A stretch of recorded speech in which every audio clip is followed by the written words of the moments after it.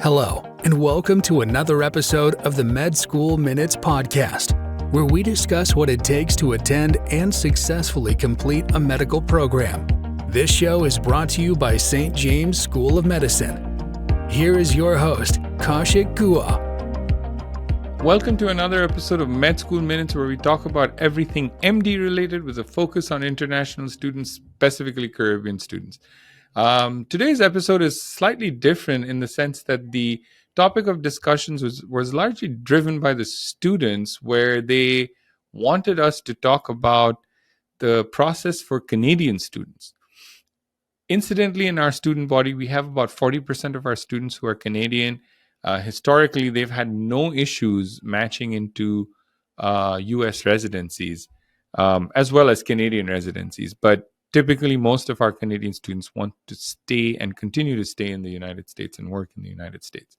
So we have a very special guest who's a current MD5 student, Fearghus Macdonald, who has some questions about the process. And we also have our counselor, Dr. Shivani Sareen, who has gone through the match process and has incidentally matched this year, answering those questions. She is Canadian as well, as is Fearghus. So we're in for a very interesting conversation between them. So without further ado, let's welcome Fearghus and Dr. Sareen. Thank you so much for joining us today on another episode of Med School Minutes. Today's episode is a little different because typically our production team, namely Victoria and Dan, decide the topics and we kind of work around those ideas. But today, the topic has come from a student and the contribution, and they want to talk about this particular topic, which is largely the Canadian experience of going through medical school and trying to match in the United States as well as in Canada. So for that, we actually have a very special guest. His name is Fearghus Macdonald, who is an MD5 student. So Fearghus, without further ado, why don't you introduce yourself? Yeah, great. Yeah, so thank you guys for having me. It's cool to be on this side of the screen, behind the scenes, sort of, at the Med School Minutes. I enjoy the podcast quite a lot. So yeah, my name is Fearghus Macdonald. I'm currently entering into my MD5 semester. I'm from Nova Scotia, Canada, which is the east coast of Canada. I'm 23 years old, turning 24 soon, so I'm somewhat young compared to the majority of my classmates. But my experience at St. James so far has been absolutely amazing. Been on the St. Vincent campus for 4 semesters. Have loved my time. It's absolutely flown by. Very hard to believe this will be my last semester. So I'm excited for what lies ahead and hopefully to get some clarification on the next 2 or so years of my journey here today. Awesome. And in an effort to answer a lot of your questions, Fearghus, we actually have Shivani Sareen, or rather Dr. Shivani Sareen. She has completed the program. Great. She is one of our counselors. So Shivani, would you please introduce yourself to us? Yeah, so I was a transfer student to St. James because of the accreditation processes and everything that was going on at that time. And since my experience with St. James, I think everything's been more on schedule. Everything's been great. And currently I'm in the residency process. I was just doing a bunch of interviews and I got a match. So I pre-matched and currently I'm just working on step 3 and just working at this job as a counselor. So Shivani, when did you finish the program? I finished in June Okay. 26th. Yeah. And how many interviews did you get for residency? 24. Yes. And do you have any offers? I do. I have okay. 2 offers. Right. So and both of those are pre-match. I believe you'll be accepting one of those. If you haven't already. I'd leave the name of the programs out until everything's finalized. But so you do have, out of the 24 interviews that you did have, you've got 2 pre-match offers. And obviously, I'm sure. So how does it work? When you get a pre-match offer, are you supposed to pull out of the match process, or how does that work typically? Yes. So it based on which hospital is offering it to you, they'll give you a set amount of time. So it'll be either 48 hours or 72. And first you have to send them like a written email saying, I am now accepting this offer. And then they'll only send you the contract based on two conditions, which are if you withdraw from NRMP and then you withdraw from ERAS. In the sense that like all like 100 and something programs that you're applying to, they want a screenshot of you withdrawing from them. And that's when they'll send you the paperwork. Wow. So you had to actually do all of that? Yeah, program by program. Wow. So you literally had to go through 24 of your interviews and showed them that you have either sent them an email or that you're not accepting their offers? Yeah, so like I got withdrawn from their list, and Okay. some of them are sending me like, emails saying, "Oh, is this a mistake? Are you coming for a second look? What is going on?" Okay. Well, it sounds like a good problem to have. And again, correct me if I'm wrong. You are Canadian. You're not from a U.S. citizen. Is that right? Yes, Okay. I'm Canadian. Right. And so, Fearghus, we thought that this would be a great contact, not just for today, but moving forward to stay in touch with her. As you know, Shivani's knocked it out of the park when it comes to residency and residency interviews. But also, she's been very successful. She's gone through all these 24 interviews. We've seen that firsthand. She works with us right now here. And it's been a roller coaster even for us. And it always is. We have 4 counselors, three counselors at the very minimum. This time round, we had Shivani because, again, extraordinary student, fantastic in every way. So we typically do not hire counselors straight out of the program. We actually let them go through the cycle a couple of times. But in Shivani's case, we were like, you know what? We really need to have her because her credentials are great. And as you can tell, she got 24 interviews. That's not normal. And that's definitely above average. But interestingly, between the 4 counselors that we have this year, we have over 60, almost 60 interviews between the 4 counselors. So that in and of itself is extremely impressive. And that's also a testament of not just their achievement, but also St. James. I mean, they're all from the same program. They're from the same program that you're going through. And I think the counselors are the testament, or Shivani in particular here is testament that it's all about the mindset. You can absolutely get to where you need to be depending on how you perceive yourself. And approaching all of this with confidence is, I think, the key. And not just that. I mean, and as we get into this conversation, you'll see all the things that Shivani's done, including attending various conferences and things like that. So again, the adage that it's not about what you know, but who you know. I genuinely think over the last couple of years, seeing a lot of our students go through the match process, it truly is that. Like attending some of these conferences makes a world of difference. We've had Canadian students who've matched into programs that have never done visas or J visas or anything like that, or I've never taken anybody outside of a United States citizen. But because they were so impressive, the CMO of the entire program would come down and be like, you know what, we're going to do what it takes to keep you. So, and we've seen that it's not a one-off thing. It happens practically every year. And I think one of the reasons Shivani probably got her pre-match offers were that they probably realized that some other program is going to snag her up. So before that, they, crossed the T's and dotted the I's and came and said that, hey, you're a great candidate. We want you, and we don't want you going anywhere else. And they kind of locked it in so that they know who they're getting. So, Fearghus, why don't we start with you, and why don't you tell us what would you really like to talk about or know about as far as the Canadian experience is concerned? Yeah, so I guess just to start off, so we can start right where we're talking about the recent match into residency. So did you apply to both the Canadian and the American match systems?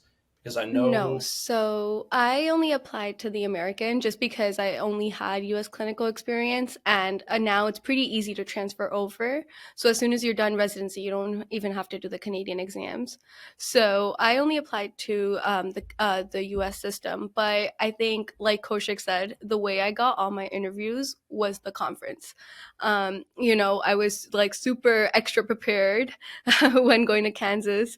I would prep like quite a bit. I had my talking points, because they don't want the typical questions like, oh, like tell me about your program. No, they want to know what you're interested in, why family medicine. Like for me, I always talked about working with the underserved, really working on quality improvement projects. A lot of that, what have I done in my clinical experience that shows that I'm so passionate towards family. And I think a lot of it was my personality because I'm very personable. I love building a relationship with my patients and like forming that continuity. Um, and really helping the community that fosters my development. So I think that was something I was passionate for. And so, like, I think when you go to these conferences, oftentimes people are like, oh, I'll wing it. I'll ask the PDs to tell me about their program. I'll ask the residents about work hours, but they get those questions all the time. So what you want to do is like maybe like research some programs ahead of time and sort of have interesting questions to ask the PDs. Like, how can you, and like, how will you mediate my transition from a medical student to a resident, and PDs will be like, oh, I like that question. Or, what are you so proud of in your program? Like, what aspect are you super proud of in your program? And they love that question. So you want to also be interviewing the program director while they're interviewing you. You want to put them on the spot because that, that usually Makes gets their interest. more memorable, yeah. And then they'll Yeah, definitely, remember you, because they'll be like, she's that girl that confused me, yeah, exactly. Yeah. Yeah. So, Shivani, I'd also like to point out, though, that it's not just going to these conferences that really helped you. Your scores were fantastic as well. They're definitely on the higher side. I would say definitely an 85 percentile and above, if I'm not mistaken, and both. You didn't get a step 1, step 2 score, a step 1 score, did I you? did. Or okay, and so both scores were 85 and above. So I think, and we've spoken to several program directors before who said for the more competitive programs, the 225 for step 2 in particular seems to be like a cutoff point. So if you were trying to get into surgery or radiology or something like that, the more competitive fields, that is typically no attempts and a 225 and or above. However, again, to Shivani's point, going to these conferences puts a face to a name, and then you have potentially a little more leeway. So again, I've seen students who've gone to these conferences and not necessarily any stellar score, but still getting 30 plus interviews, largely because of these conferences. And I think Shivani's also seen some of that from some of her classmates. And we strongly encourage that. In fact, as a school, we have a tie-up with the Illinois Association of Family Practice Physicians, where we actually send 4 students every year.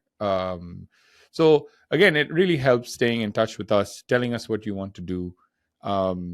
As administrators, our job is not just to run the school. A part of running the school is ensuring that our students are successfully placed in various programs, and we'll do what it takes. We have an alumni association. I don't know, Shivani, have you used our alumni association? Raj Mitra, he's in charge of our alumni association. So just today we had an email from a student who's looking to match into a program, and one of our alumni is actually the chief resident there. So it's almost like a no-brainer at that point that, we're going to make the connection, and then obviously it depends. But at the same time, now is probably a little too late as well. Having these conversations well even before you're applying makes a world of difference. I mean, and I think, Shivani, you can attest to that making those connections early versus making those connections late. I mean, what are your thoughts on that? Right. I think what I did was to make my connections because I didn't have anybody in my family that was a doctor that could refer me. So I went to like every conference possible and I wanted to do family medicine so bad. So I went to the Kansas, I went to the Michigan. The Michigan was just in like a small conference room, but I still went to the Michigan. I went to the Midwest. Any conference there was, you name it, I was there. And it's just like, again, like just having a conversation, just putting a name to your, like showing them the passion in person. Because when it's like your application, it's pretty tedious. Every application starts to sound the same, every personal statement starts to sound the same. So you really want to stand out by going to these conferences and starting early. Like, in fact, I think day one, I had 2 interviews. Day two of like, I just applied to match, like on the 26th. I had, 2 interviews day one. I had 2 interviews the following day. So like just that week, I already had 4 interviews and I was starting to feel pretty secure because I was aiming for that 8. They say if you like get 8 interviews, you match. So I was aiming for that 8 and I'm like, okay, I have 4. I just need to wait for 4 more and then I'll match. So like I already started and I think that was great. All right. Shivani, one question for you. While we're going through this process, did you feel like there was any stigma against you because you were Canadian versus a US citizen? So like of course you don't get all the opportunities. Like you as like a non-US IMG, you can only apply to a certain amount of programs, and some programs they don't consider visas. But was I able to apply to every location? I was. Like, was I able to apply to West Virginia? I was. It wasn't the program I wanted, but I was able to apply there. I was able to apply in Florida. Again, it wasn't the program that I wanted, but it was in Florida. So you get closer to your goal, but you are limited because you're Canadian and some programs, they just don't do visas. So you are limited, but you can do what you want to do. Okay. So from a high level perspective, just very high, 10,000-foot view, how many programs do you say are open? Is it 50% of all US programs, 75%? From your experience, I mean, what do you think is that number? So my friends, they applied to about 400 family medicine programs. I Mm-hmm. only applied to 140. So I would say we're like 25%. Just because a lot of programs don't offer J1 visas. I applied to every program that would consider me, even like the 3%. But some programs just don't consider you. But the programs that do consider you, there's quite a few friendly, there's all these friendly IMG areas like Michigan, there's Pennsylvania. So there's like a couple of programs, as soon as you're an IMG, they'll accept you because they appreciate our like hard work, the dedication. During one of my interviews in Alabama, I remember the program director saying like, I understand like, the fact that you're a Caribbean student, you've gone through a lot more. And that shows me how much you want it, because the kind of dedication it takes to be a Caribbean student and get through this program, it's a lot more than an American student. So they appreciate it. A lot of programs see it and they appreciate it. That's awesome. So, but it definitely, with 24 interviews, it definitely doesn't sound like there's a dearth of opportunity. Like there seems, if you are the right fit to the program, it seems like there's definite opportunities. And you mentioned that you had some friends who applied to 400. I mean, typically in St. James, I've noticed most people at an average are right around the number that you suggest, between 100 to 150. That's the number of programs that our St. James students applies to. That's typical of most IMGs and international students. I would say that most international students tend to apply to something more than that as well. Like the 400-500 is something common when you're applying from, say, you studied in India or you studied in Korea and you've come here and you're trying to get a foothold. But most of our students typically apply to anywhere between 100 to 150 with pretty good success. And Fearghus, just so you know, statistically, our Canadian students actually have a better success rate than our US students. Not dramatically more, but yeah, not dramatically higher, but definitely higher. So at any given time, we have about 40% of our students are Canadian, and that percentage is growing.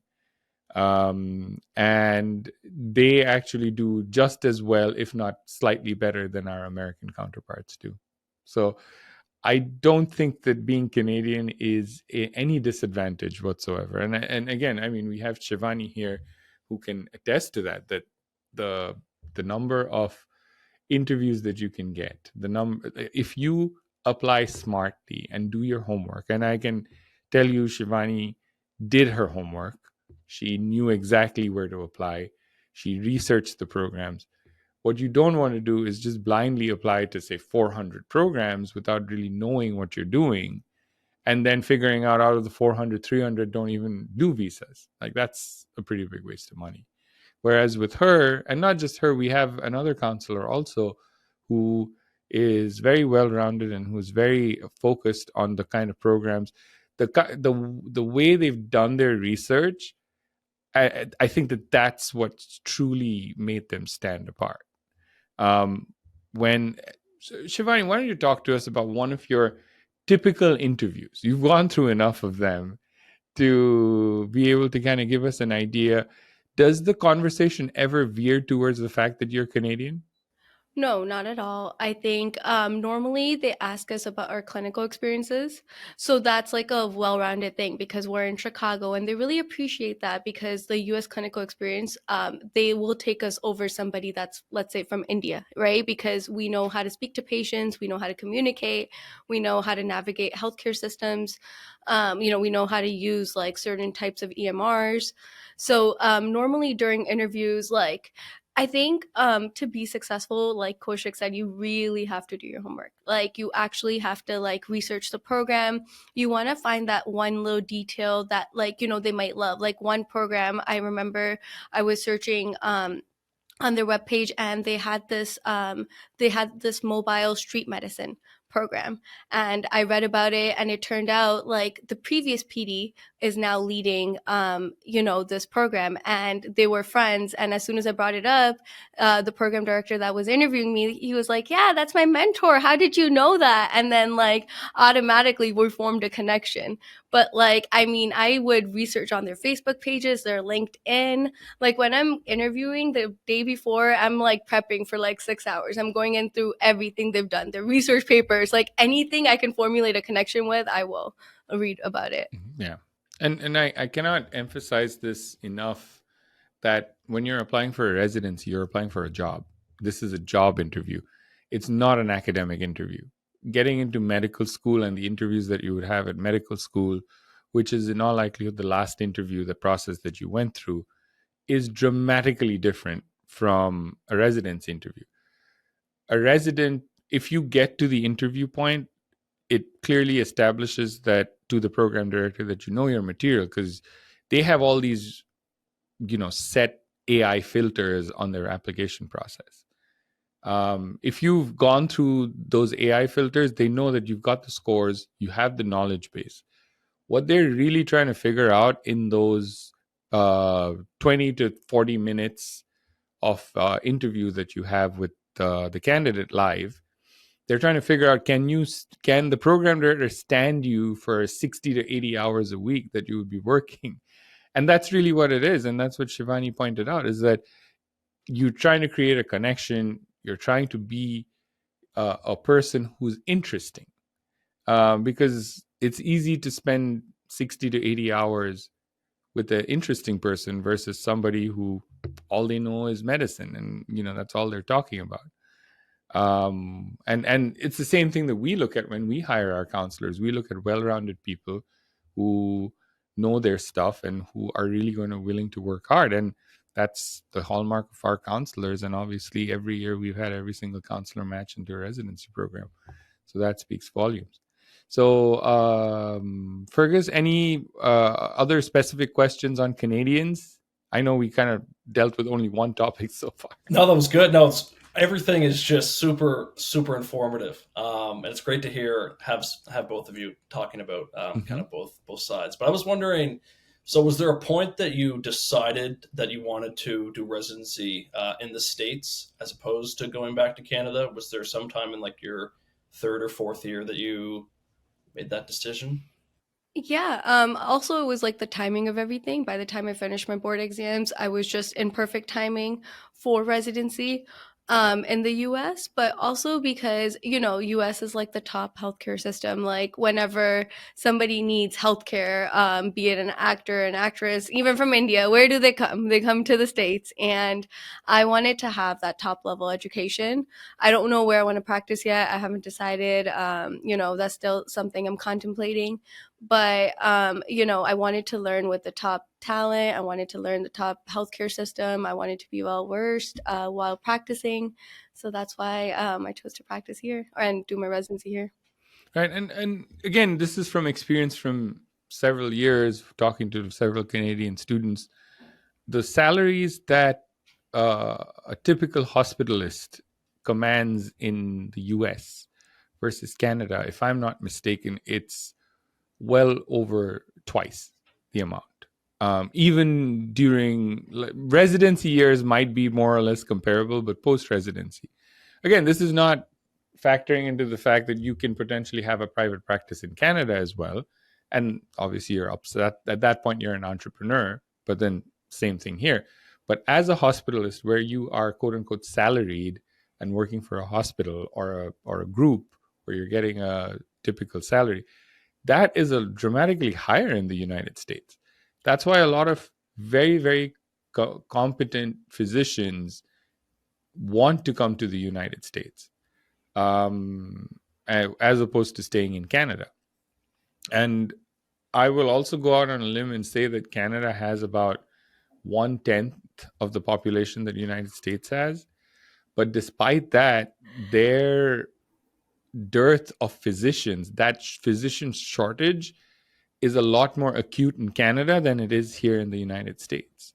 And that's largely because they're attracting top talent like Shivani, who want to come to the United States and work in the United States as opposed to going back. So there's something to it there. The other thing is that the Canadian match, CARMS, as they call it, happens a month after, like post-pandemic, it's happening a month after the US residency match. So, and again, Shivani, correct me if I'm wrong, there's really no reason for you not to apply to both systems, right? There isn't. Like, they're not something like, if you apply to one, you can't apply to another. So it's not counterproductive, but I didn't want to focus my energy on both. Like, I like to focus at one thing at a time. And, and I really wanted to practice in the States. So, right. And I also think that from an opportunity and choice perspective, there's a lot more of that in the United States. And the United States has, how many? Definitely over 400 plus residency programs, which Shivani's friends are all applying to. But Canada, if I'm not mistaken, has only 7 or 8 or university programs that have multiple residencies within them. But they're like 7 or 8 large residencies. So your choices are a lot more here in the United States. They're a lot more open to IMGs here in the United States, which I think Canada should really switch gears on that a little bit, because it's becoming kind of a national crisis at this point. But and that's why I think a lot of students naturally tend to gravitate towards the United States. But the bigger thing is that from a general perspective, from a patient perspective, which I'm not a physician, I've definitely been a patient. I don't think a Canadian doctor or a person who's born and brought up in Canada is viewed any differently whatsoever than an American physician. So culturally, the two countries are so similar. Assimilation becomes a lot easier. There are more opportunities, more pay. It's almost like a no-brainer why people would want to come to or apply for the residency match here. I've actually seen a lot of students apply for the Canadian residency match as a last resort. And I know that sounds a little hard to believe, because it's much harder to get into a Canadian program. However, in all likelihood, if you're matching into a US program, there's a distinct likelihood that you're going to match into a Canadian program as well. So I've seen students who applied to CARMS as a fallback, and then eventually they matched into a US program, so they didn't go. So that happens quite a bit. So just some of the things to keep in mind. So Fearghus, you are up against the dreaded NBME and then the step one. This is a big milestone. Yeah. But trust me, it gets much easier once you're through this path. What are your thoughts on this? So what are you hearing from your fellow classmates, and what's your perspective? Yeah.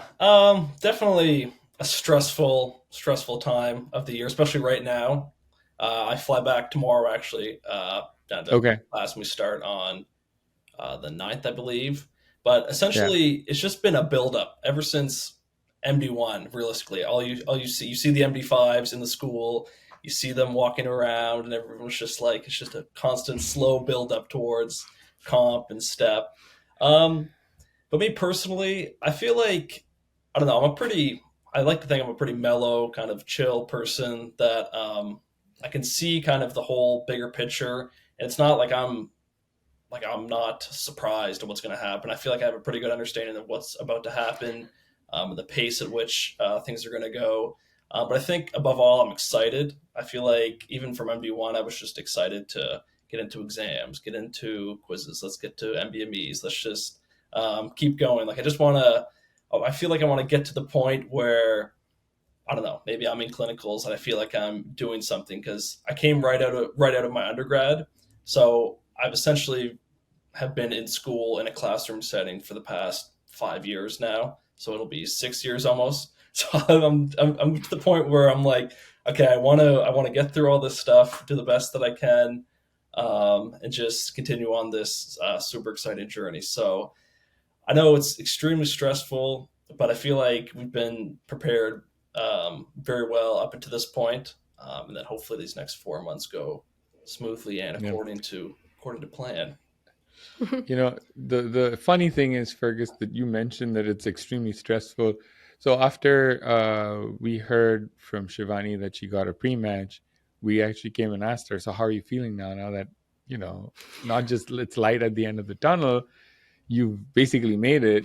And she's like, well, I kind of miss that stress.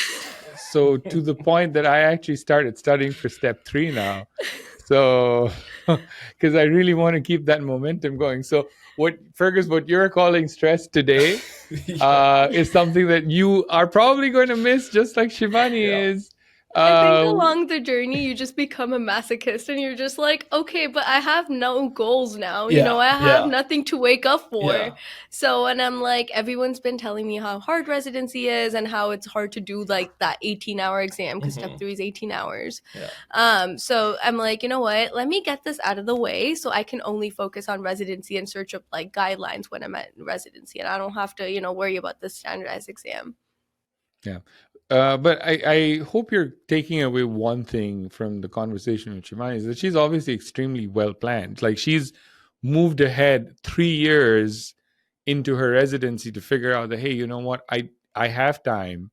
I want to make the most of it and utilize it productively so that I can excel at potentially anything which is not a surprise that about 70% of our residents that match become chief residents because of that level of planning and that level of meticulousness. That speaks volumes to the success that the individual candidates have.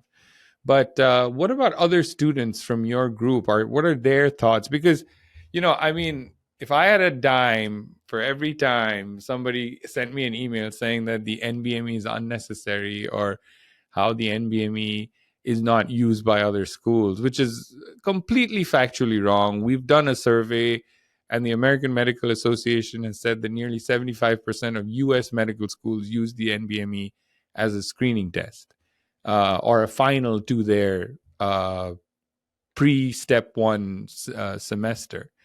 So it's not really true. So we follow all the protocols that are typically followed by a U.S. medical school. It is unpleasant, but at the same time, you have to realize if you fail on the steps even once, that's a pretty big red flag now, because it's become pass and fail and there's no score. previously you could fail and then get a very high score and redeem yourself. That's out of the question now. If you don't pass, I can guarantee you're not going to get like the 20 odd interviews that Shivani got. You'll get a lot less. But at the same time, your step 2 score becomes your redeeming score, which is again a whole different beast altogether from step 1. So, but and I feel like this is something that we tend to get a lot more from Canadian students. Maybe because they don't have an NBME or an equivalent for their exams. And I just want to let everybody know that, and let you know, and so that you can talk to your friends and classmates, that you can take the NBME up to 20 times with us. And you're not gonna, no one's going to come and say, oh my God, look at you took the NBME 19 times. What matters is, did you take the step 1 and did you clear in one attempt? That's the key. And if you can do that, take it as many times as you want. I mean, hopefully not 20, but take it 5, 6, 7, 10, 11, 19 times. Take it 19 and a half times for all we care. But having a failure on the steps is a big drawback. And again, our focus is student success. We don't want you to come out of the program and be like, wow, I wish somebody would have told me this. And we are telling you this, that if you're scoring, and we have a pretty high NBME requirement, and then that's the reason we want you guys to be successful. Stay in the program, finish it. I know a lot of people talk about finances.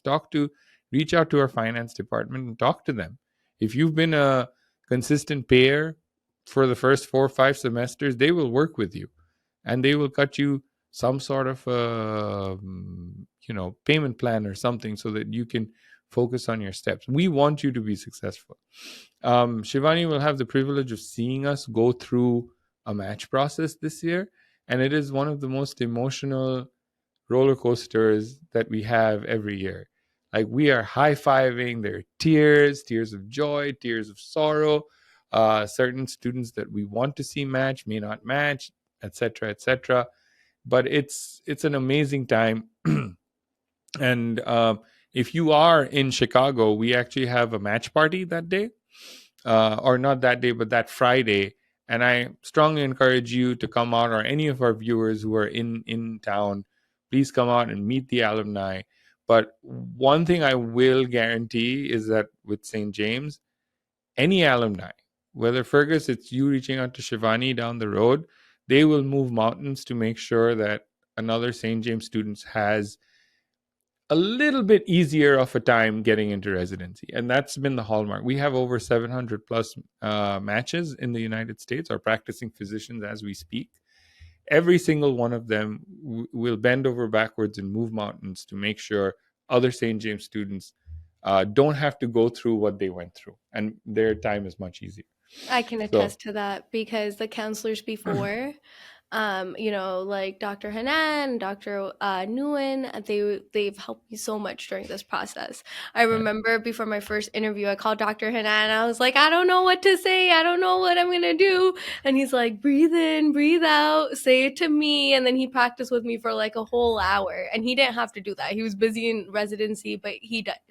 So as long as you're a part of us, we'll always help you, and we'll help you get through. And as for the MBMEs, I couldn't agree more. I think the reason why partly I did so good in step 2 was because we had these MBMEs at the end of every rotation. So no matter what, this MBME is scheduled. So you have to study. Your rotation might be super busy. You might have to do a 14-hour shift, but you will find that hour to study, because now that is a priority. So I feel like that added pressure, it's set up for success. And I genuinely appreciate it, especially during OB. I remember the rotation was so busy. I wouldn't have studied unless I had this MBME, but I found the time. So I feel like when you are assigned tasks, you find the time to study for it. And it actually in the long term, it helps you succeed, I feel like. For sure. And Fearghus, I know you mentioned that you've been a continuous student for 5-6 years now. That's not a particularly unique situation, especially for Canadian students. A lot of Canadian students kind of follow the same path. So you shouldn't, and I know that probably you're sitting in class with other American students who probably have full-blown careers, Yeah. and you're like, oh wow, I mean, Yeah. these guys. Yeah. But I personally think that that is one of the reasons why our Canadian students tend to be better test takers, because they're more in tune with the studying. And let's face it, I mean, the stresses of a student are very different from from the stresses of a person who's actually at a job. When you're at a job, you have multiple stresses, whereas if you're a student, you're kind of laser focused on one thing and one thing alone, which is getting good grades on the test. So I think that that is truly an advantage for you. So I don't think you should really worry about that, the fact that, oh, you've just been a student. I mean, that's your superpower. You've studied for all these years. You know how to take tests. You're good at taking tests. Which is why, uh, the whole process of medicine may not be as daunting for you as it is for somebody who's had a 9 to 5 job before and all of a sudden is going back and being faced with incredible amounts of information, like the kind of information that you guys get in our 3-year program. It's just massive. So being able to successfully negotiate though that material in and of itself is a challenge. And the fact that you've come to MD4, finished MD4 and starting MD5, that is a pretty big deal in and of itself. So you should pat yourself on the back. You should take a moment and you should tell yourself that, hey, you know what? The next big hurdle is NBME. And then after that, it's STEP. And once the STEP happens, it gets easier. Is that right, Shivani? Once you're in clinicals, does it get easier? It does and it doesn't, because then you have step 2. Yeah. But Right. honestly, you just start to enjoy the process a lot more. I feel like Okay. you start to embody the experience a lot more as you go on. You kind of get excited. You start to, like you said, you actually get to make like a difference in like Mhm. patients' lives, just patients struggling financially, just giving them like a good RX code, or, like giving them like free samples for prescriptions, or helping like an uncontrolled like diabetic patient, or helping an addict. Those experiences, they stick with you, and it makes you want to go to like rotations more and more. Hmm. Yeah. Yeah. I think like just as a Canadian, I feel like I'm sure Shivani, you can maybe touch on this too. Like growing up, it's almost like just a streamlined process of, okay, you go to high school, you graduate, you go to university, do your undergrad, and you try and get into medical school.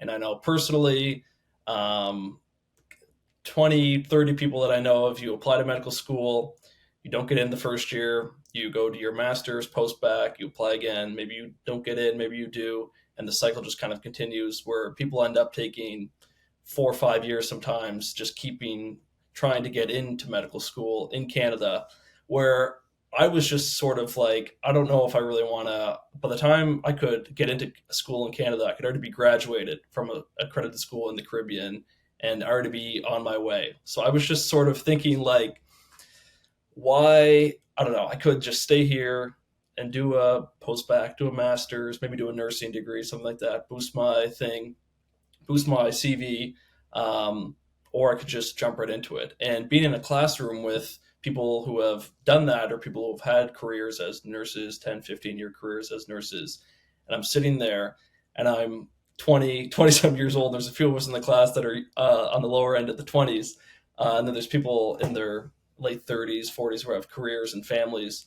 I think it just sort of puts everything into perspective a little more, and you can appreciate a little more of what the work that you've put in, the small bit of work you've put in so far. But I think that helps me, at least personally, be able to just keep my eye on the goal of, I guess right now, which is comp and step, but eventually down the road, residency, hopefully back in Canada.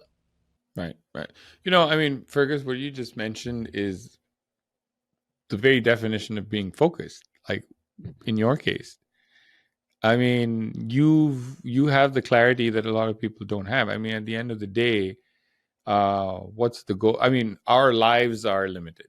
Like we all live what the life expectancy in USA and Canada is. Surprise, surprise, it's almost the same, 79, 80. So the point is that that's your lifespan. Working years is probably a good 30 to 40 years, maybe 50 if you're pushing it. But within that time, you want to get to a certain point, and you've made decisions that accelerate that. So if anything, again, you should commend yourself on the clarity that you have at such a young age. A lot of people find their calling, as you said, in your classroom. There are people in their 40s and 50s, and they've figured out what you figured out 20 years later in their life. And I Yeah, think, and just like the 4-year like thing that you said, I've had a friend who did that, but like you get in so much debt because masters is not cheap, right? Like it's about 40,000 a year. So like you're just adding debt and you know, and it's just on the possibility that you might get in, Yeah. which is why I chose St. James as well, because I didn't want to go through that process, but I really wanted to like, you know, acquire my goal, which is essentially to become a physician. And a lot of people, I feel like they also get lost on the way because they're like, okay, I've tried twice, this is not going to work out, let me just go do nursing, that's the next best thing. And I feel like you and I, we chose not to settle on that, right? We chose to go get what we want. And I think that's what it's all about. When you're a Caribbean student, you really have to be determined and get what you want. Yeah, definitely. I feel like too, I've spoken to so many people since, because I applied and got into St. James in my third year of undergrad, my third year summer. So I had my whole fourth year where I was already accepted, and I did majored in biomedical sciences. So everyone in my class, everyone's goal was, for the most part, was to, I want to go to med school. And then I was there sort of the only one that applied to Caribbean schools and then got in, and everyone was kind of looking at me like, oh, like, what's he doing? What's going on here? Like, is this actually going to work?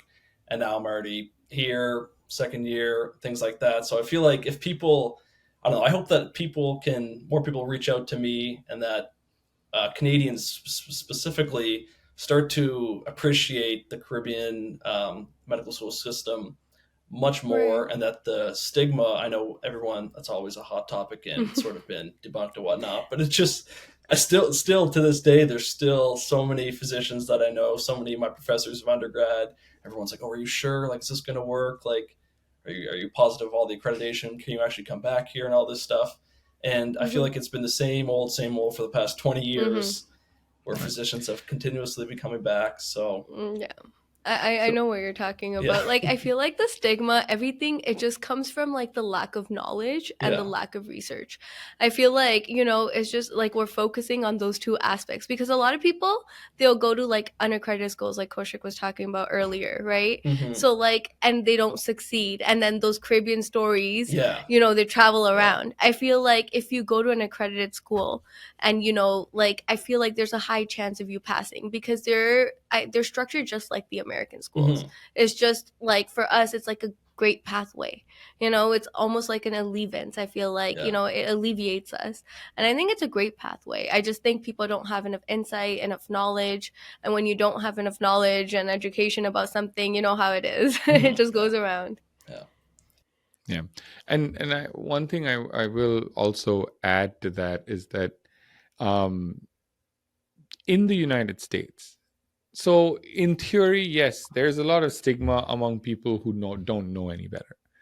But amongst physicians, amongst program directors, amongst people who truly matter, like CMOs and DIOs are designated institutional officers, they actually embrace Caribbean students, and they want Caribbean students, because American students, say, for example, in Chicago, we have 3 or 4 medical schools.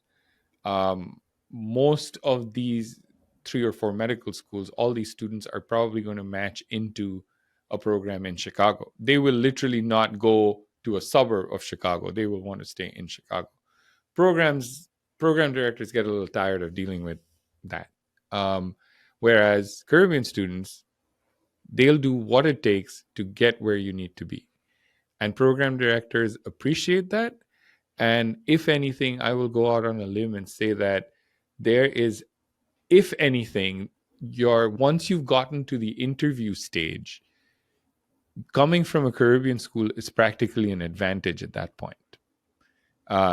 If you get to that interview stage, of course, there is, like, even with our school, our match rates are not as high as a US school. A US school has 98, 99%. We're not there.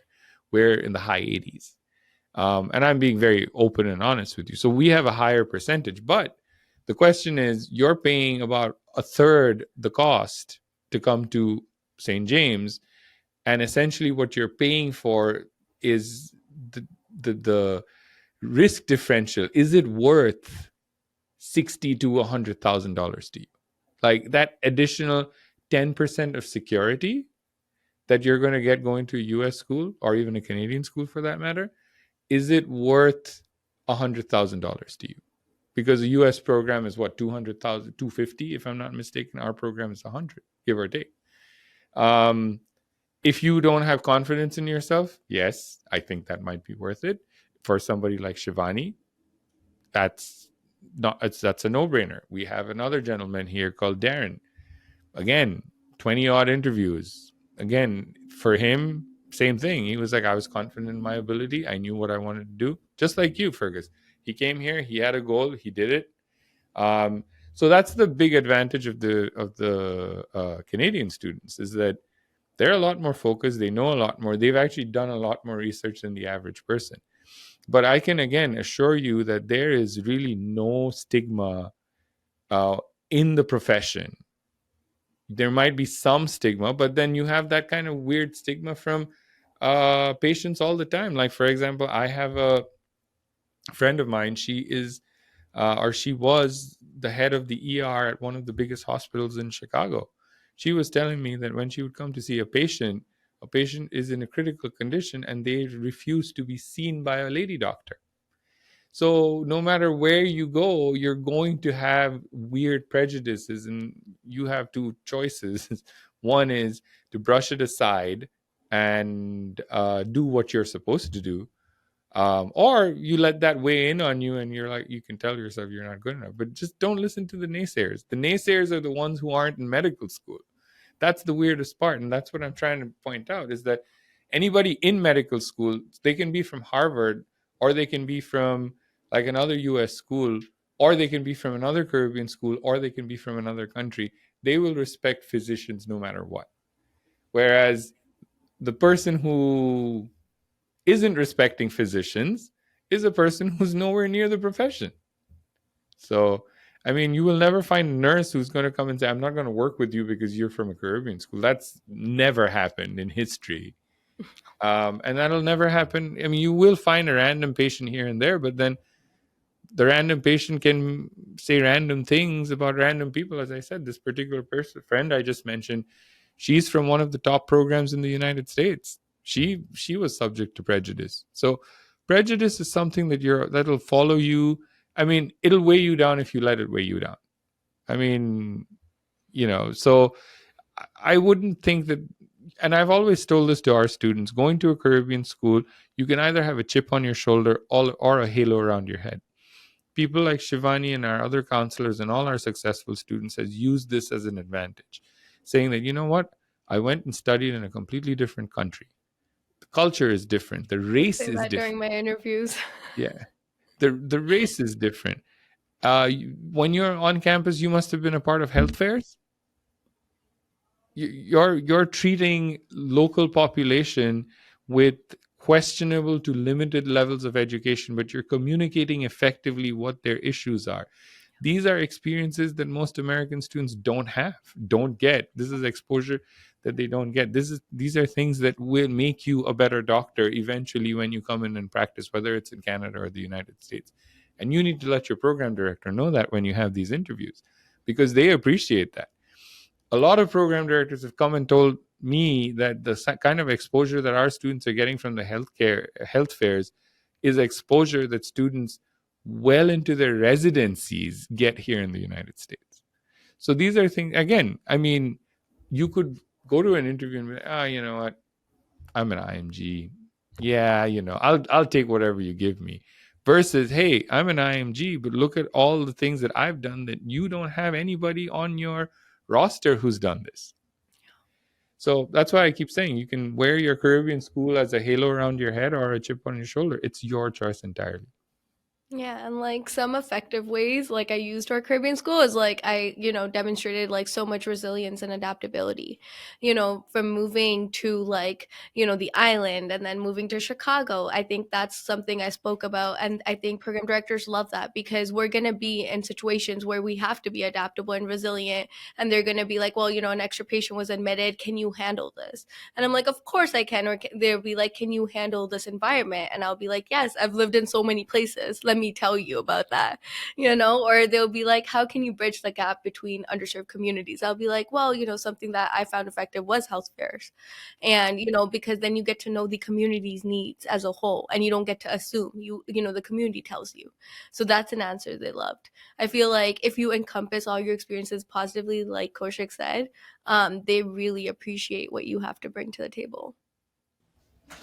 Yeah, that's awesome. Yeah, really good. And I feel like too, as you mentioned about those in healthcare, the stigma has been shifting like away from that, and everyone has been more accepting too. And I feel like Canada has made strides, particularly with the removing the entrance exam, like you were mentioning before, Shivana. Mhm. Like now that if you do residency, you don't have to write the licensing exam; you can just go right into practicing in Right, because Canada. the experience is so great, Yeah, right? and Like it's even I easy to know, apply. yeah, and like even for Nova Scotia, and I believe maybe Manitoba or another province too, they've started to hold specifically for family medicine, hold reserve seats for IMGs. So no, Yeah. Nova Scotia, they have 10 seats just for IMG family medicine doctors. So I feel like within the next, I don't know, 5 years or so, hopefully that will apply to more programs, more universities across Canada, which will entice more students to apply back to Canada. So I feel like stuff like that, I've been very fortunate to see those changes kind of in real time as I've applied to medical school, and then even just within the last 2 years, like seeing all these changes, like I feel like stuff is finally moving towards the right direction where it should have been maybe 10 years ago or so. Um, Right. yeah, so it's exciting. Well, Fergus, I can tell you that Canada is, I mentioned this earlier, has a massive dearth of healthcare professionals. So many of our students who've matched and are practicing physicians here in the United States are being called by the Canadian government and being literally begged to come and practice in Canada.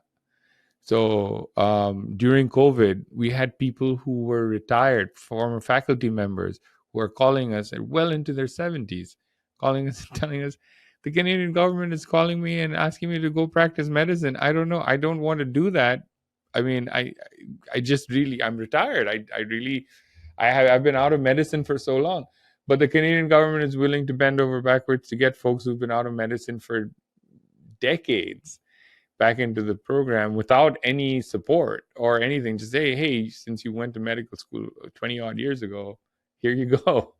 Yeah. So I do think that the timeline that you said, I think it'll be a lot more accelerated than 5 years Hope, yeah, because hopefully. Canada needs physicians. Hmm. Either that or it's going to start new medical programs, one Yeah, or the other. The both. same way the Yeah. USA has kind of equalized DO and MD programs, Canada might be doing something very similar. Hmm. And because of the DO and MD situation, the dearth of healthcare professionals has greatly been alleviated in the last 5 to 7 years Hmm. because of that. Hmm. And again, it's not that there is like, physicians are at full capacity here in the United States. That's nowhere near the truth, but at least it's not as dire as it is in Canada. Forget Canada. I mean, almost any other country. The way the United States has managed its physician shortage is far better than almost any other country in the world. And kudos to that. And they've taken steps, they've taken thoughtful steps. They so for example, USA was the first country to actually allow foreign international medical graduates to come and practice in the United States. No, most countries are following suit now after almost 50 years. USA was the first country to have a standardized testing format, which would allow foreigners to come and practice medicine here.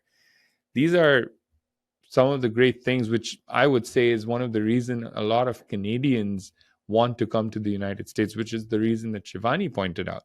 It's a great healthcare system, not because, it's cheap or not because everybody is being treated. It's a great healthcare system because it is one of the most forward-thinking systems in the world. Or honestly, I'll go out on a limb and say one of the most forward-thinking systems mankind has actually ever seen. So and no, I mean, No, you're right. it's the truth. If you look at like where our healthcare is today versus where it was even 50 years ago, look at the child mortality. I mean, in the United States, people are like really worried about infant mortality going down. I mean, going up slightly, which hasn't happened in the developed world. But my thing is that the fact that these are issues that people are talking about, like you can't fix a problem if you don't acknowledge it to be a problem, right? In my opinion, going up by 0.01% is not even a problem. I mean, but to the medical community, it's a big deal, and they're addressing situations how to fix it. They're talking about increasing representation of minorities, increasing representation or increasing training of physicians to encompass various races that you will only see in the United States. You're not going to see that in other countries. Like if you go to most of Europe, it's very homogeneous. You're not going to see the diversity that you're going to see in the rest of the world. I mean, rest of the United States. So these are some of the things that I personally think. So I'm a big fan of the United States. You might have guessed that already. No, but I think I have become more culturally competent ever since I've come to Chicago. Just like interacting with so many diverse communities, seeing so many diverse pathologies, because, I think in Toronto we segregate and, we go to our little cities. But here you get to view so many people and you get to come in contact with so many people and you get to see so many different things and so many different mechanisms. And, the States, I think they really focus on preventive healthcare, which is great. And as for your point of being an IMG, I wanted to tell you, we take standardized board exams. So once we're like certified, I feel like we're not like inferior to anybody. You know what I mean? We're equivalent because we take those board exams and we get certified and we get that ECFMG verification. So that really puts us in like the same group as like regular physicians. Yeah. Right. Yeah. I feel like, no, go ahead. Oh, sorry. Yeah. I was just going to say, like, I hope, and I'm looking forward to hopefully having the same experience with you as far as in Chicago, becoming more culturally aware of the ongoings of the United States. Because I feel like for me, it's a very small rural town, Nova Scotia, very rural province. My exposure to healthcare and what I know is what I want to do, because largely in part because that's what I know and that's what I'm exposed to. But I'm very excited to keep an open mind and be just fully immersed into the U.S. healthcare system. And you get that experience here with like St. James, because I've been to Nova Scotia. Yeah. It's very small. Awesome. Yeah, very small. But very small. But coming here, like addressing a certain group, like you learn, there like some groups are going through financial barriers while other ones have like language discrepancies and like, just education discrepancies. You get to learn so much. And there's so many different types of communities where you need to have like an open approach, where you need to learn how to become a great listener. You need to learn how to use your Google Translator, and just really encompassing all their needs. And like, they have all these holistic methods that they want to do and incorporating that in your treatment plan. So I feel like you get to learn so much compared to Canada. Yeah. And I feel like that was one of the main reasons that I chose to come here in the first place, was to first, have the experience on the island, completely different culture, completely different way of life, and then go to the States. Whereas if I was to just go to school in Canada, I would do my undergrad in Canada, do 4 years of medical school in Canada, and then have no real worldly experience, no exciting stories, haven't met any exciting people, seen any crazy pathologies like you mentioned, anything like that. So I think that was, again, another decision that I made sort of consciously about getting the most exposure that I could to the world that will hopefully make me a better physician down the road. It definitely will, because you'll learn to work with like underserved communities, and like it's interesting, like the pathologies that you get to see. It's not your regular bread and butter, like, it's not just endocrine problems or like the cancers. Like you'll get to see that rare case of like, I don't know, like Ehlers-Danlos, and like it's interesting. And like like some hospitals you get to treat gunshot wounds, which you never would have in Toronto. No, right? I mean, let alone Nova Scotia, like even definitely even not. No. So this gives you that holistic experience to become a great physician, and say you wanted to pursue something else, now you have that experience to do it.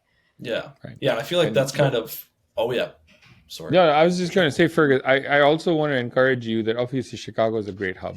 We have a lot of hospitals here, but we also have 2 other hubs, one in West Virginia and one in Texas. The Texas hub in particular sees a lot of tropical diseases and different pathologies. Like, for example, you get dengue, dysentery, malaria. They've even seen smallpox coming in from all these different countries, because it's a border city. And our hospital system is the first hospital system that provides any sort of treatment for these immigrants. And our students have run a lot of these clinics, much like health fairs, but these are a lot more organized by the government. And our students are doing that. Every time I've gone and met these students, they're like, "Oh my God, did you know I saw dysentery today?" I was like, "Oh, okay." I don't know. I get excited. Great, yeah. And so again, and McAllen's not a small city either. You're looking at over 1 million people. That's pretty big. Beckley, West Virginia, again, is a very small town, but again, you're learning about community medicine at that point.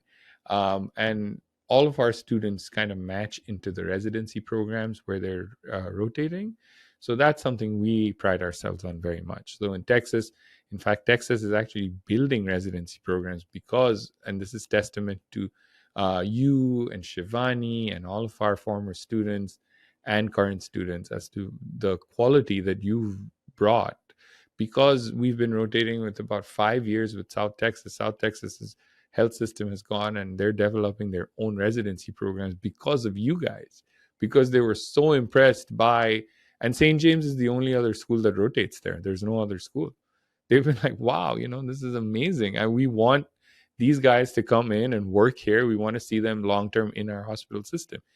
South Texas Health Systems is run by UHS, which is the world's largest hospital operator. ARH, Appalachian Regional Health, we've seen consistent handful of students match every year into their residency programs. We have Advent Health here, which is brand new. We have Insight, which is also brand new. We've already had a handful of students match into Insight already. Advent Health, this will be our first year rotating with them, so we'll see how it goes. But I know a ton of them have matched into, have gotten interviews. So don't silo yourself yet. Maybe you can do a little bit of rotations here and there if you want to. I mean, it does get a little taxing because you got to keep jumping around. But to that point, this is just kind of a general question. For the rotating, I know I had like somewhat of an idea of how it would work, but specifically for the elective rotations, is it possible to go back to Canada, or is it possible to move around in the States at all, or how does that work for the elective specifically? So I know you could do a couple in Canada. I don't think you can do all your electives, but I know there's like an option of doing 1 or 2, which should be more than sufficient to show Canada you're interested. And then you can also do like volunteer work on your own time. But as per like the electives, like if you can get like the preceptor and the doctor to sign off on it, they will, our clinical department will work with you, and they'll be like, yeah, no problem. Like, you got permission from this doctor. Let us just send them the paperwork and they'll do it, and it's completely fine. And I would encourage you to do that. Like, I would definitely encourage you to do rotations in IMG friendly areas, like the hospital you want. I would go do a rotation there for sure. Yeah. And like, try to put a face, at least with a resident, somebody that could refer you, with the residents, with the doctors or faculty, or even the program director if he's there that day, Yeah. Okay. Great. Thank you. And so long story short is that absolutely your elective core rotations, you have to do it at the stipulated hospitals. Elective rotations, you can organize your own electives. And we strongly recommend that. I mean, again, if you don't want to go through the trouble, we'll arrange them for you, no problem. Again, we don't have any issues with our core rotations our electives, because our students match into the programs where they're doing rotations. But we strongly encourage students to go to go to electives where they actually have programs. Just yesterday, we got a call from a program director in New York saying that, hey, your students are fantastic. I want to see more of them. What can I do? And I was like, well, I mean, what do you want to do? And he's like, I don't know. I mean, I want to talk to your students. I want to talk to them in third year. I want them applying here because they're just that good. So in fact, there's a podcast on this with a physician named Dr. Torabi, and she's Canadian. She applied to OB, and she applied to only 28 programs. And when she was going through the process, I told her, you're nuts. Come on. I mean, the average is about 100, and you're applying to 28 programs. Guess how many interviews she had? I mean, even you, Shivani, why don't you guess how many interviews she had? Out of Out of the 28 28. spots? Yeah, out of the 20. She seems confident. This is a confident one at 20. 25. Oh my So, and all in OB. She Wow. didn't apply to our typical family or internal. She went to OB. So I was like, that's why we had a podcast with her. I was like, how'd you do it? And she was like, well, I arranged, so I was planning for my rotations from MD1. When I finished my course, I did one elective at every single program, even if it wasn't relevant to that particular, relevant to OB. I still did an elective at a program that I wanted to go to.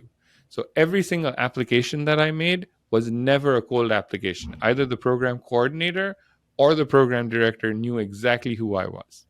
So not a single interview. So when I submitted the application, I shot them an email saying, hey, I applied to your program, and I got a call.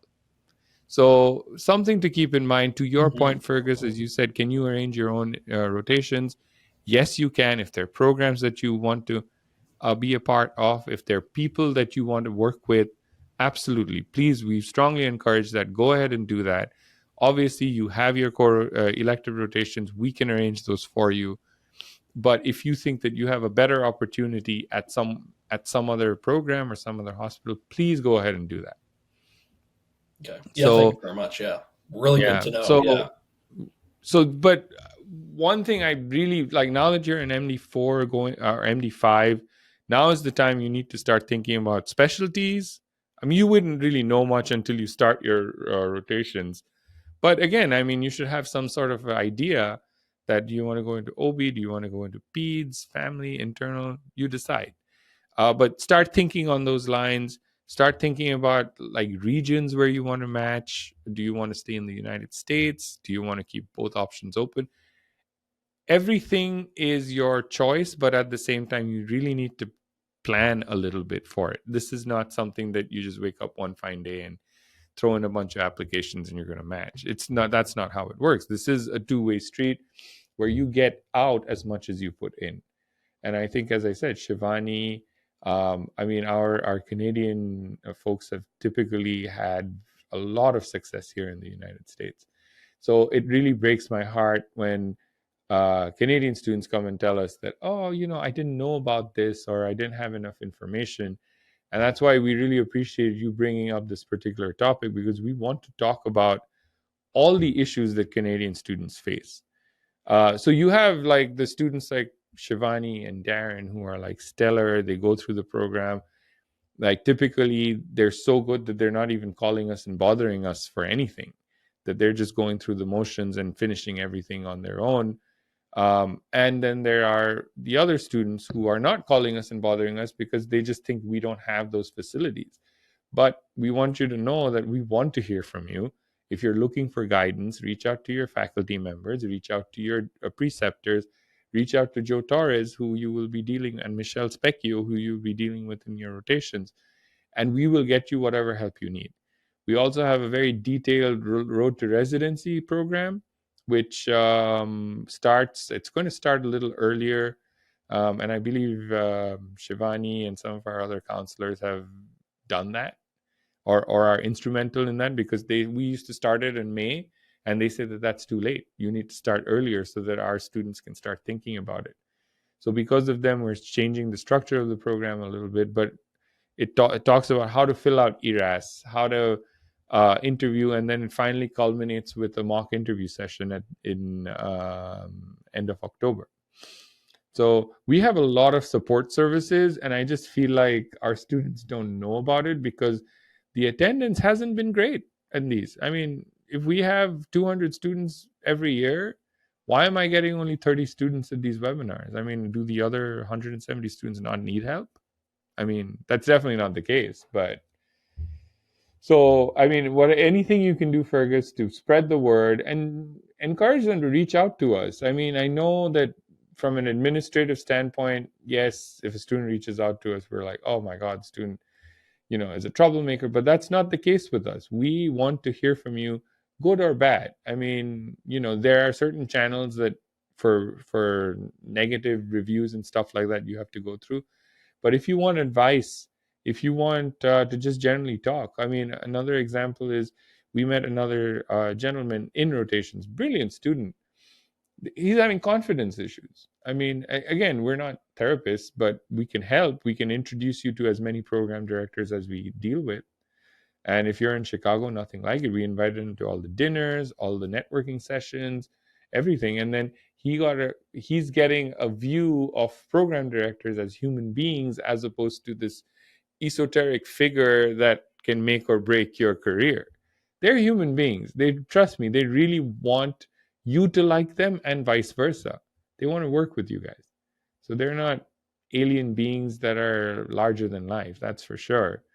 And when you get that view of people, your tendency and your aptitude and your confidence level just shoots up.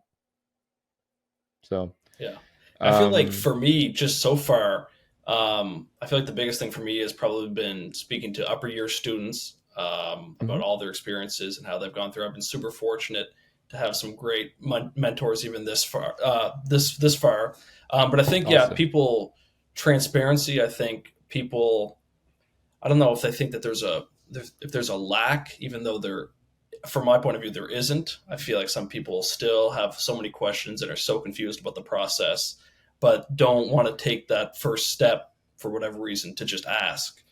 So yes. I feel like that so many people could just benefit from hearing a conversation like this, listening to the podcast, keeping up to date with the newsletters or the monthly, it's like just any sort of little tidbit that the school is giving us information. We're just signing up with the counseling services. Like people will come for like one session and you make a whole study schedule and everything, but then they won't follow it or they won't follow up on the appointments. And I'm just questioning. I'm like, why not? You're getting free help. And you're not taking advantage of it. Like St. James is so kind with the counseling services. I feel like, we can really like help you get on the right track, or we could advise you from our experiences. But I feel like we're also not taking advantage of for sure. Right. And mind you, I also want to point out that we're not just pulling any old student to become counselors. These guys, as I mentioned, out of the 4 counselors, they're together, they have about 60 interviews. I mean, that's no joke. These guys are brilliant. And you got the best of the best guiding you. Students don't come for that. Students aren't coming for these. So we had meetings with program directors, like Lewis Knighton showed up. They have a brand new surgery residency program, and they wanted St. James students. That's why they had their program director do a webinar. I mean, we have 100 odd students applying, less than 100 applying for residency this year. 30 of them showed up. I mean, I get it, but it was the program director of the family, internal, and surgery together. So you tell me we have 3 program directors in a residency program that is eagerly waiting to get our students, and we have a 30 odd students. I mean, and then on the flip side, we get students like the one that Shivani and I spoke to, just basically saying that there's not enough information out there. And we're like, what else do you want us to do? I mean, we can't. And then every student I've spoken to, they say that they don't look at SJSM Central. That's the main portion that they should really look at. that's where all the notices come, and then it gets divvied out. But we're working on making that a better, more streamlined look so that students can access it better. But rest assured that we would not be where we are today. We are celebrating 25 years this year.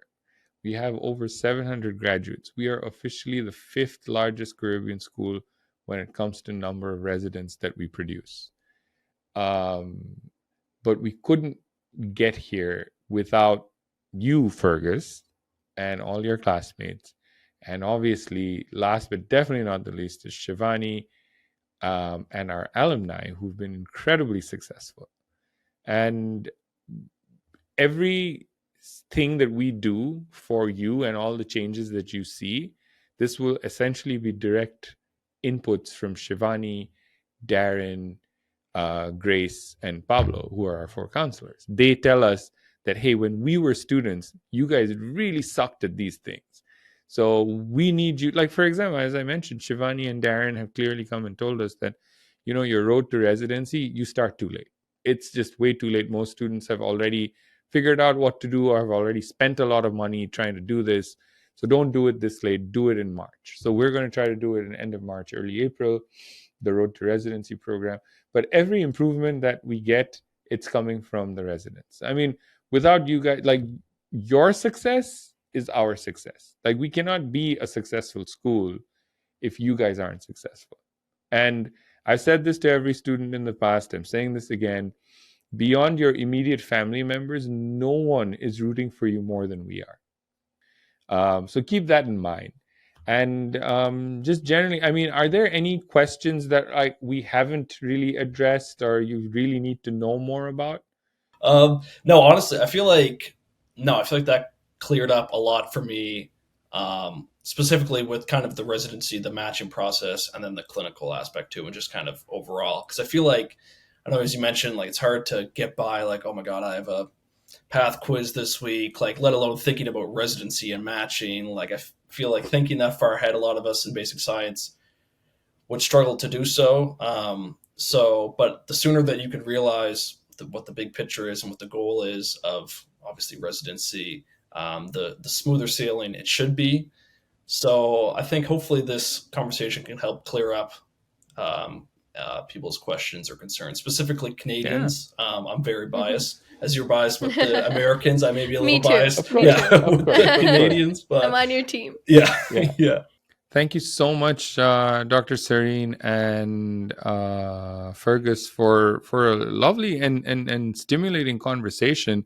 There was definitely certain things that I learned about the process for Canadian students, and thank you for making it so enlightening. Again, if you really like the contents of this podcast, give us a like and a follow. That really goes a long way for us in the production team. A big thank you to Dan Kukovic and Victoria for organizing this. Victoria and Dan are the producers of the podcast. And without them, none of this would be possible. But giving us a like and a follow definitely helps us in keeping ourselves motivated. If you like the contents of this podcast, we have several other episodes where you can download them from anywhere where you get your podcasts, such as Spotify, YouTube, Google, etc. Also, if you like the merch, like those lovely T-shirts, the one that Fearghus was wearing or the one that Shivani was wearing, please don't forget to check out our store. And we have free shipping for any items above $75. But again, thank you so much for tuning in, and until next time. And remember, there is no shortcut to becoming an MD. Thank you so much for tuning into our show. We hope you enjoyed another episode of Med School Minutes. If you like our content, please follow us and receive notification when a new show is posted. This podcast is brought to you by St. James School of Medicine. For a video version of this podcast, please check us out on sjsm.org/video.